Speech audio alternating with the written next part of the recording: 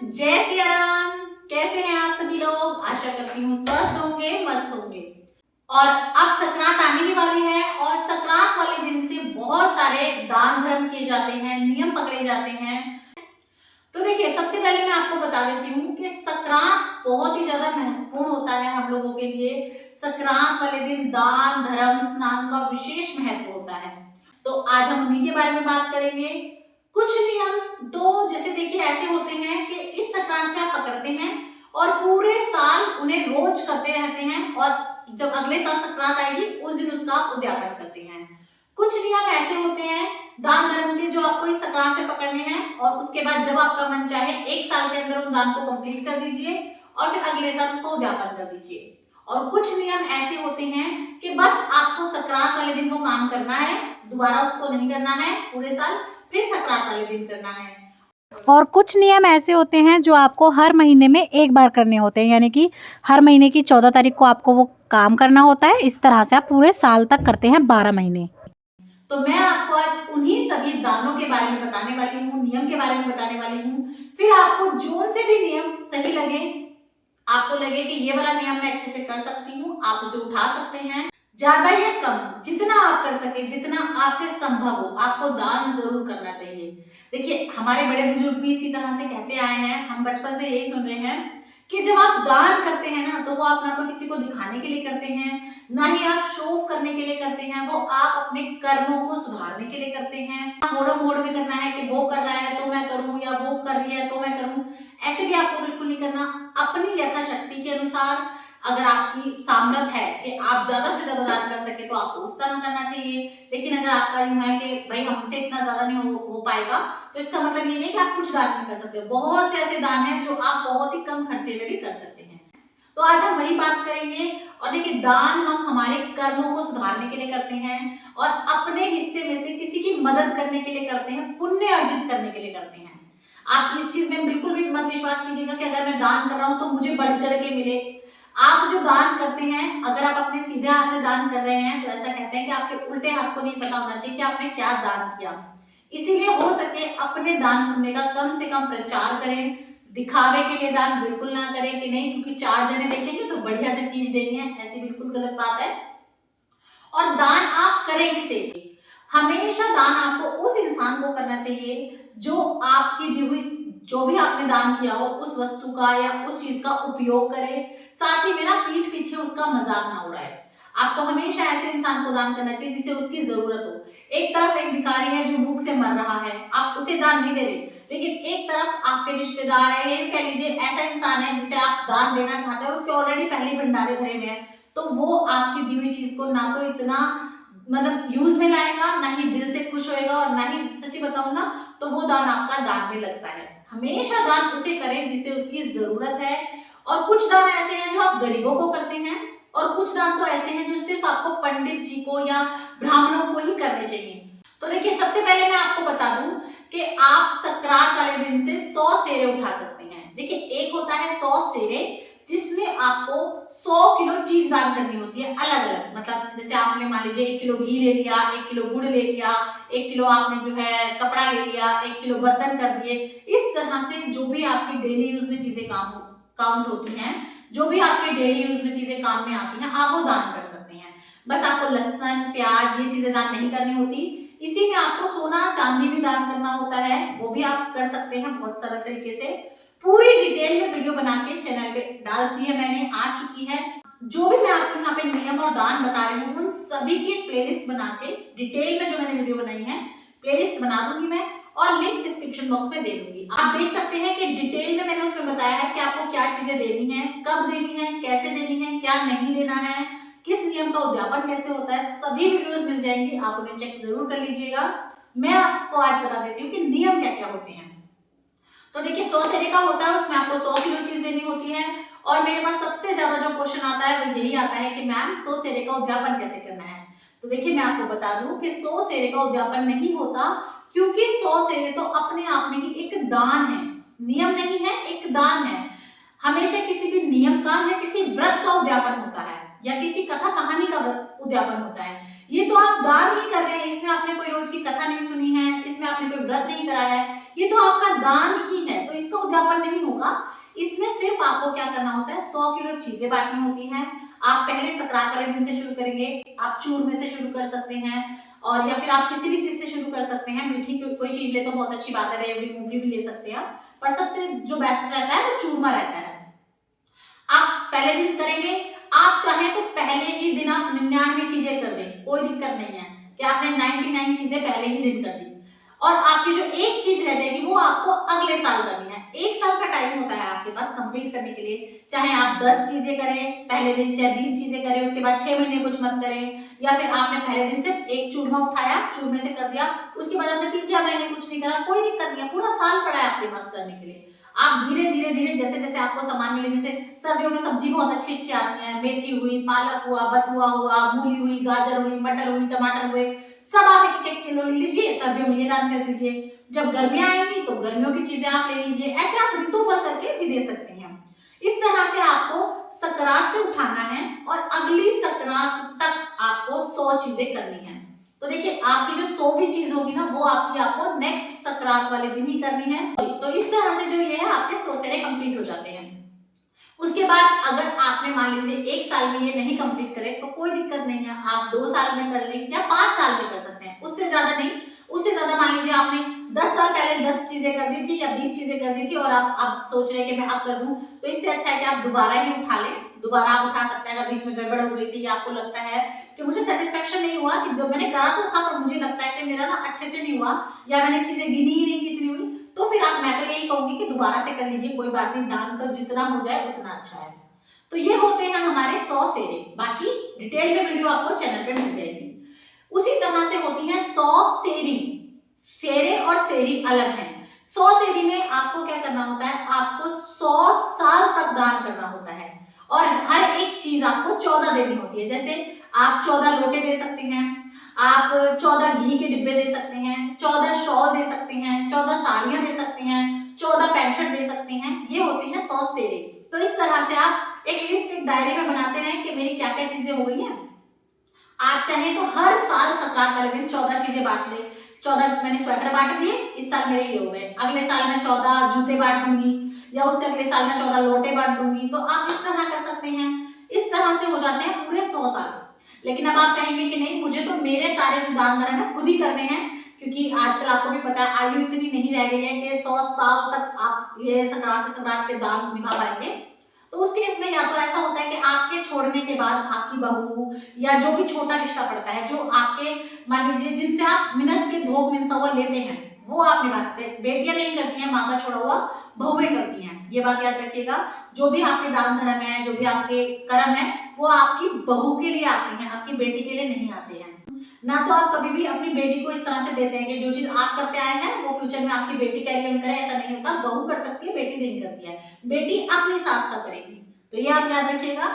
उसके बाद देखिए आपने क्या करना है कि अगर मेरे को ही ये सब करना है कि मेरी तबीयत ठीक नहीं रहती, हो सके जल्दी से जल्दी मैं इसको निपटा दूं, तो आप क्या कर सकते हैं, आप 2-2 चीजें ले सकते हैं। 2-2 चीजें लेंगे तो आप 50 साल में कर लेंगे। मान लीजिए लोटे और स्वेटर, इस साल मैंने ये कर दिया, अगले साल मैंने रेवड़ी के पैकेट बना लिए, साथ में मैंने गोले दे दिए, तो ये कर दिया। उसके बाद मैंने घी दे दिया, या साथ में मूंगफली के पैकेट बना दिए, बादाम दे दिए। इस तरह से आप 2-2 कर सकते हैं। तब आपके हो जाएंगे 50 साल। आप कहेंगे नहीं मुझे और जल्दी करना है, तो आप 4-4 चीजें कर ले। एक साल में आप 4-4 चीजें कर सकते हैं, और चारों ही चीजें 14-14 होनी चाहिए, क्योंकि बहुत ये क्वेश्चन आता है कि मैम अलग अलग 14 चीजें ले लें, फिर वो 100 सेरी नहीं, वो तो दान हुआ, खुला दान हुआ, मिनसना हुआ, सीधा निकालना हुआ। वो तो आपको 14-14 लेने हैं। जैसे मान लीजिए आपने 14 नारियल ले लिए, 14 जोड़ी जूते ले लिए, 14 साड़ी ले ली और 14 पैंट शर्ट ले लिए। ये चारों हो गए, आपने ये दान कर दिए। आप एक जगह में दे सकते हैं, या आप ऐसे भी दे सकते हैं, किसी को जूते दे दिए, किसी को साड़ी दे दी, किसी को शॉल दे दिया। इस तरह से भी आप करेंगे तो आप बहुत सारे लोगों को चीजें बांट सकते हैं। या आप एक ही जगह को ये चारों चीज भी दे सकते हैं। जैसे मान लीजिए 14-14 आपने बंडल बना लिए, उसी में आपने साड़ी रख दी, पैंट शर्ट रख दिया, घी रख दिया और नारियल रख दिया, एक जने को पकड़ा दिया, ऐसे भी कर सकते हैं। इस तरह से भी आप अपने निभा सकते हैं। अब बात कर लेते हैं कि ये आपको देने किसे हैं। तो देखिए आप चाहे तो मंदिरों में, 14 अलग मंदिरों में जाके दान कर सकते हैं इन्हें। चाहे तो जैसे अपनी सास को दे दिया, ननद को दे दिया, फूफस को दे दिया, और आपके आसपास कोई ब्राह्मणी वगैरह रहते हो, ब्राह्मण रहते हो, उनको दे दिया, ऐसे देते हैं। ये जो दान है 100 सेरे और ये वाले, ये आप उन लोगों को देते हैं। या अगर आपको कोई ऐसा जरूरतमंद को भी दे सकते हैं, आपके घर पे जो काम करने वाले आते हैं आप उन्हें भी दे सकते हैं। बस आप उन्हीं को दान दीजिएगा जो दान को समझे, उसकी रिस्पेक्ट करें, उसका उपयोग करें, उन्हीं को आपको ये दान देना है। ऐसे लोगों को आप दान मत दीजिएगा जो आपसे ले ले और फिर बाहर फेंकाएं, जो हमारे कल्चर को सपोर्ट ना करते हों या जो हमारे सनातन धर्म के खिलाफ हों, आप उन्हें ना दें। आप उन्हें ही दें जो इसकी रिस्पेक्ट करें, जो सिर माथे लगाएं उसे दान को, उन्हें दें आप। उसके बाद आप क्या कर सकते हैं, संक्रांत वाले दिन से आप जो है तुलसा माता में दीपदान का जो है नियम उठा सकते हैं। आप संक्रांत वाले दिन से शुरू करेंगे तुलसा में शाम के समय दीपदान करने का, पूरे साल आप दीपदान करेंगे और उसके बाद जब संक्रांत आएगी तो आप उसका उद्यापन कर देंगे। डिटेल में वीडियो चैनल पे मिल जाएगी, आप देख लीजिएगा। इसी तरह से आप तुलसा माता को बिंदी लगाने का नियम ले सकते हैं। पूरे साल आपको तुलसा माता को बिंदी लगानी है पूजा करके और नेक्स्ट ईयर उसका उद्यापन करना है। सभी की वीडियोस हैं, देख लीजिएगा। और इसी तरह से आप बिंदी के साथ साथ मांग भरना भी ले सकते हैं। चाहे तो इन दोनों को अलग अलग ले सकते हैं कि इस साल मैंने बिंदी लगाने का नियम लिया है और अगले साल आप मांग भरने का नियम ले लें तुलसा माता की, या आप चाहे तो दोनों नियम एक साथ भी ले सकते हैं। तुलसा माता को रोज बिंदी लगाएंगे, मांग भरेंगे और दोनों को आप एक साथ नियम पकड़ सकते हैं और एक ही साथ इसका उद्यापन कर सकते हैं। राह में दिया जोड़ना, रोज शाम को जब अंधेरा हो जाता है उस समय पर आप अपने घर की जो बाहर दहलीज होती है, रास्ता होता है जो राह बोलते हैं, उधर एक दीपदान करेंगे और फिर उसके बाद पूरे साल दीपदान आपको रोज करना है। उसके बाद आप इसका उद्यापन करेंगे। ऐसे ही सूरज लोटा ले सकते हैं। रोज आपको 1 लोटा जल सूर्य भगवान को अर्पण करना है और जब पूरा साल आपका बीत जाएगा तो आपको इसका उद्यापन करना होता है। और जो भी ये नियम आपको पूरे साल निभाने होते हैं, जैसे सूरज लोटा है, तुलसा जी की मांग भरना है, बिंदी लगाना है, या तुलसा जी में दीपदान करना है, राह का दिया है, या चौक पूरना होता है। रोज आपको चौक पूरना है, आटे से आप पूर सकते हैं, रंगोली से पूर सकते हैं और पूरे 1 साल बाद इसका उद्यापन करना है। जितने भी ये आपके 1 साल के नियम होते हैं जो आपको निभाने ही होते हैं, रोज आप उनको करेंगे, उनका सभी का आप पूरे साल कंप्लीट होने के बाद उद्यापन करते हैं। सभी की वीडियोस डिटेल में मैंने आपको बताई है, क्या देना है, किसे देना है, कैसे देना है, क्या जरूर देना है, आपको सारी वीडियोस मिल जाएंगी।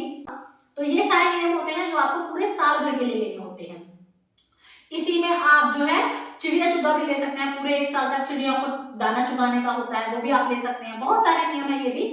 उसके बाद देखिए कुछ नियम ऐसे होते हैं जो आपको सिर्फ संक्रांत वाले दिन ही करने होते हैं। जैसा सास ससुर को मनाने का, तो आप संक्रांत वाले दिन नहा धो के सास ससुर को कपड़े, खाने की सामान, दक्षिणा वगैरह देके पैर छू के उनको मना सकते हैं।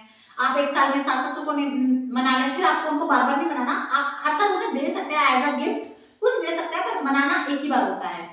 फिर उसके बाद आप नेक्स्ट ईयर अपने जेठ जेठानी को मना दें। उसके बाद अपने फूफस जो होती है, पति की बुआ, उनके हस्बैंड, उनको कर दें। उसके नेक्स्ट ईयर आप जो है अपने नंद नंदियों को मना दें। नानी सास, नाना ससुर, मामा सास, मामा ससुर, मामी सास, इस तरह से आप एक एक एक करके सभी को हर साल मना दें। ये सिर्फ आपको एक ही बार करने होते हैं, इसका कोई व्यापन नहीं है, इसका कोई नियम नहीं है।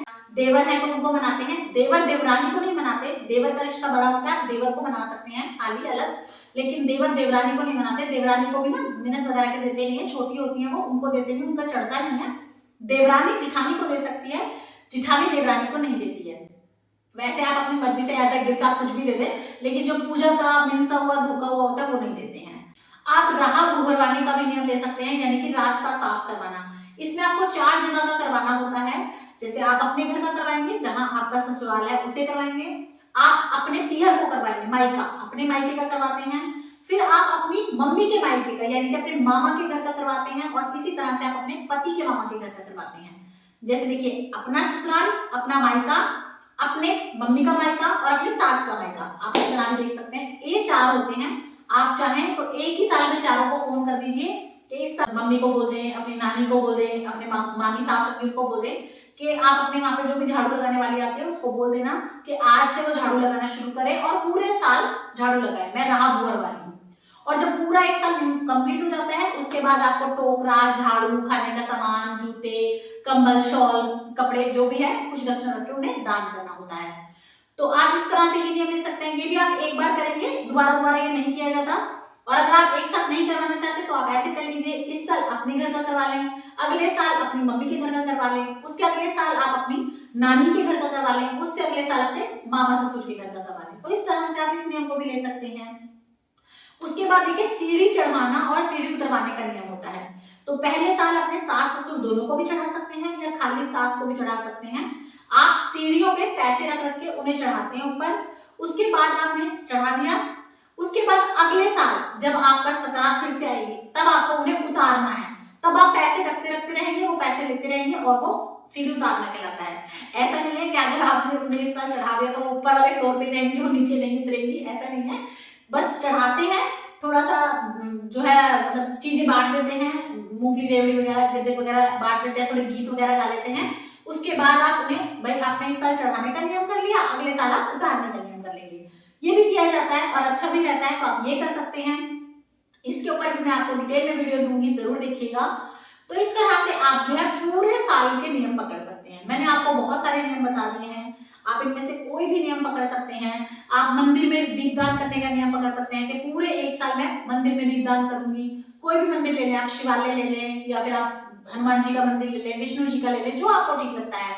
या आप पीपल में दीपदान कर सकते हैं कि मेरे को पीपल में दीपदान पूरे साल करना है, तो आप इस तरह कर सकते हैं। और जैसा कि मान लीजिए जब आपकी छुट्टी हो जाती है या कई बार ऐसा कोई दिन है कि तुलसा जी में आप बिंदी नहीं लगाएंगे, उनकी मांग नहीं भरेंगे, संडे है या एकादशी है, तो आप अपनी छुट्टियां काउंट कर लें। या जब आपकी तबीयत खराब की, आपने सूर्य को लोटा अर्घ नहीं दिया ये पूरा हफ्ता, 7 दिन नहीं दिया, 5 दिन नहीं दिया, तो फिर आप क्या करेंगे उस दौरान में आप उन्हें अपना नोट करके रखेंगे। जब आपने किसी भी चीज का नियम लिया होता है तो फिर आपको उन्हें नोट करके रखना है कि आपका कोई एक दिन भी छूटे नहीं। तो आप नोट कर लीजिएगा आपके कितने दिन की छुट्टी हुई, 5 दिन की, 7 दिन की। और फिर जब डबल आपका मतलब मान लीजिए जैसे आपने आज से पूजा शुरू करी, 5 दिन की छुट्टी थी या 7 दिन की थी, तो 7 दिन तक आप उस चीज को 2-2 बार करेंगे। जैसे सूरज को 1 लोटा देते हैं ना रोज, तब आप 2 लोटे देके अपनी छुट्टी कवर कर लेंगे। जैसे तुलसा जी की मांग भरनी, बिंदी भरनी, तो आपने गिन के रखा है, पहले आप आज की भर दी, मांग बिंदी लगा दी, मांग भर दी, फिर आपने जो छुट्टी की थी ना उसके नाम की एक बार फिर कर दी। इस तरह से आप कर सकते हैं। क्योंकि देखिए कभी हारी बीमारी हो जाती है, कभी हम लोगों को पीरियड्स वगैरह हो जाते हैं, तो उस दौरान हम पूजा के नियम नहीं कर पाते। कुछ नियम है जैसे चिड़ियों को, पक्षियों को दाना डालने का नियम है, तो अगर पीरियड्स हैं तो भी कोई दिक्कत नहीं, आप कर सकते हो, उसमें आपका कोई पूजा का काम नहीं है, वो तो आप भूखों को खाना खिला रहे हो, उसमें कोई दान में झंझट नहीं है, आप वो कर सकते हैं बड़ी आसानी से। उसके बाद देखिए आप दीपदान कर सकते हैं। संक्रांत वाले दिन 14 दीपदान का विशेष महत्व होता है। 14 जगह आपको दीपदान जरूर से करने चाहिए। और देखिए दीपदान तो आप जरूर से करें, कुछ और कर रहे हैं या नहीं कर रहे, दीपदान तो आप जरूर कर सकते हैं। तो आप दीपदान कहाँ करेंगे, 14 कौन सी जगह है, कैसे करने चाहिए, किस समय करने चाहिए, डिटेल में वीडियो आपको मिल जाएगी, जरूर देखिएगा। तो आपको ये वीडियो कैसी लगी मुझे कमेंट करके जरूर बताइएगा। आई होप मैंने आपकी बहुत सारे नियम वगैरह की जो है डिमांड थी वो पूरी कर दी है इस वीडियो में। और फिर भी अगर आपको कोई कमेंट रहेगा, फिर भी आपको अगर कोई क्वेरी है तो आप मुझे कमेंट करके पूछ सकते हैं। मैं कोशिश करूंगी कि समय रहते और जल्दी से जल्दी आपके सभी प्रश्नों के उत्तर मैं दे सकूं। और भी संक्रांत से रिलेटेड, हिंदू धर्म के पाठ पूजा से रिलेटेड आप सभी वीडियोस जरूर देखिएगा। मेरे चैनल पे सारी वीडियोस हैं और अगर अच्छी लगे तो लाइक शेयर सब्सक्राइब जरूर कर दीजिएगा। और कमेंट बॉक्स में जय सिया राम लिखना बिल्कुल भी मत भूलिएगा। जय सिया राम।